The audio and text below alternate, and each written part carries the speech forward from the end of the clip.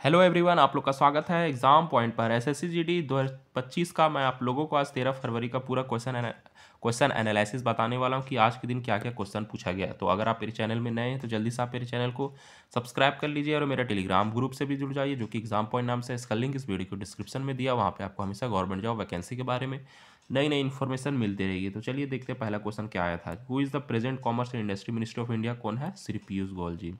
अगला है कि 2011 की जनगणना के अनुसार सबसे कम बाल लिंगानुपात वाला राज्य कौन सा था? तो आप सर्च करके देख लीजिएगा। फिर ये अगला क्वेश्चन पूछा गया, बंगाल का विभाजन किस वर्ष रद्द कर दिया गया था? तो मैं आपको बता दूं 20 जुलाई 2005 को की इसकी घोषणा की गई थी, लेकिन बंगाल विभाजन 16 अक्टूबर 1905 से प्रभाव में आया था। उस्ताद बिस्मिल्लाह खान युवा पुरस्कार किस क्षेत्र में नहीं दिया जाता है? तो यह पुरस्कार संगीत, नृत्य और रंगमंच के क्षेत्र में दिया जाता है, साहित्य के क्षेत्र में नहीं दिया जाता है।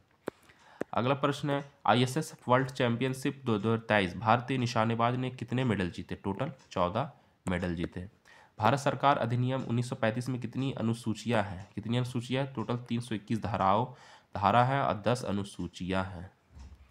निम्नलिखित में से कौन से भारतीय कर्नाटका गायिका जिन्हें तमिलनाडु के लोगों ने उनके नाम के साथ बॉम्बे की उपाधि दिया गया था? तो किससे दिया गया था? जय श्री राम नाथ को दिया गया था इसकी उपाधि।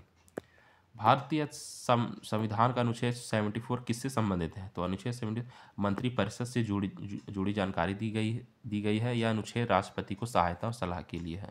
उत्तर भारत का शास्त्रीय नृत्य कौन सा है? कथक है। अगला प्रश्न आता है कि द्रोणाचार्य पुरस्कार की स्थापना किस वर्ष से की गई थी? तो 1985 यानी कि 1985 से की गई थी।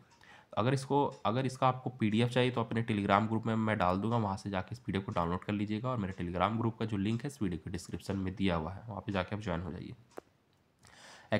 तो 2011 की जनगणना के आंकड़ों के अनुसार अफगानिस्तान से भारत में प्रवेश करने वाले लोगों का प्रतिशत कितना था? 0.44%। कौन सा वेद गोपथ ब्राह्मण से संबंधित है? कौन सा वेद है? अर्थवेद से संबंधित और अनुष्ठानों का वर्णन करने वाला ग्रंथों की एक शैली है। कुक्कुट पालन कौन सा उद्योग का हिस्सा है? यह एक तरह का पशुपालन है। इस उद्योग में मुर्गियों, बत्तखों, गीज, कबूतरों और टर्की जैसे पक्षियों का पालन किया जाता है। अगला सवाल है, उड़ीसा के बरगह जिले की धनु यात्रा विष्णु के निम्नलिखित में से किस अवतार को समर्पित करता है? तो मैं आपको बता दूं कि उड़ीसा के बरगढ़ में मनाई जाने वाली धनु यात्रा भगवान श्री कृष्ण को समर्पित एक नाटक आधारित ओपन एयर त्यौहार है। यह त्यौहार स्वतंत्रता और बुराई पर अच्छाई की जीत का जश्न मनाने के लिए आयोजित किया जाता है। तो विलयन के द्रव्यमान आयतन प्रतिशत और आयतन प्रतिशत का अनुपात क्या होता है?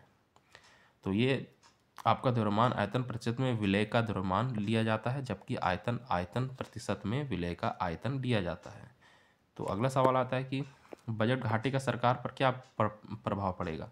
तो बजट घाटे के कई प्रभाव पड़ते हैं, जैसे कि महंगाई, ब्याजों दरों में वृद्धि, उधारी का स्तर बढ़ना। बजट घाटे से जुड़े ये प्रभाव सरकार और आम जनता दोनों पर प्रभाव पड़ते हैं। तो ये रहा आज का 13 फरवरी यानी कि आज का पूरा एनालिसिस रहा।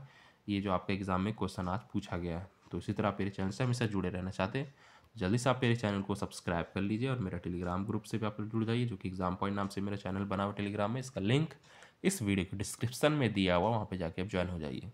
तो मेरे चैनल को लाइक शेयर जरूर कर दे। तो फिर मिलते हैं नेक्स्ट वीडियो में।